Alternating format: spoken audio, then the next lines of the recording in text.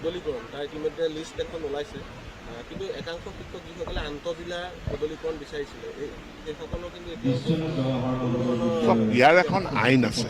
প্ৰথম এটা কথা বুজি লওক যে শিক্ষকৰ চাকৰিটো ৰাজ্যভিত্তিক নহয়, পুলিচৰ চাকৰি সি আমাৰ ৰাজ্যিক ভিত্তিক। গতিকে বিশ্বনাথৰ কৰ্মৰত কনিষ্টবল এজন তেওঁ ধুবুৰীলৈ বদলি হ'ব পাৰে, কাৰণ তেওঁৰ কেডাৰটোৱেই ষ্টেট কেডাৰ। কিন্তু আমাৰ শিক্ষকৰ চাকৰিসমূহ জিলাভিত্তিক, আৰু জিলাসমূহ বাছনি কৰে প্ৰাৰ্থীসকলে নিজে, সেইটো চৰকাৰে কাকো জাপি নিদিয়ে। প্ৰাৰ্থীসকলে বাছনি কৰে, মই ধুবুৰী তেওঁৰ প্ৰিফাৰেঞ্চ দিয়ে যে ধুবুৰী বৰপেটা, এতেকে তেওঁলোকৰ চইচ মতে দিয়া হৈছে। দিয়াৰ পাছতো তেওঁলোকে কয় এতিয়া আমি ইয়াত কাম কৰিবলৈ অপাৰক। তাৰ কাৰণে এখন আইন অনা হ'ল যে 10 বছৰ যদি কাৰোবাৰ কোনোবা এখন জিলাত চাকৰি হৈছে তেওঁ আবেদন কৰিব পাৰে, কিন্তু তাত ছাত্ৰ ছাত্ৰীসকলক হলঠেকত পেলাই পেলাই গুচি যাব নোৱাৰে।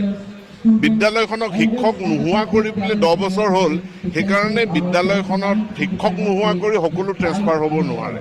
ইয়াৰ এখন আইন আছে আৰু যি কাম হৈ আছে আইন সিদ্ধভাৱে হৈ আছে। ইতিমধ্যে আমি প্ৰায় এটা অনলাইন পৰ্টেলৰ জৰিয়তে 36,000 শিক্ষকৰ বদলীকৰণ হৈছে। বাকী যিখিনি আছে, যিখিনি আইনমতে বৈধ, সেইখিনিও একেধৰণে খুব সোনকালে হ'ব। চব মিউচুৱেলবিলাকৰতো কোনো সমস্যাই নাই, মিউচুৱেল যিমান আছে চব ট্ৰেন্সফাৰ অৰ্ডাৰ ওলাই গৈছে।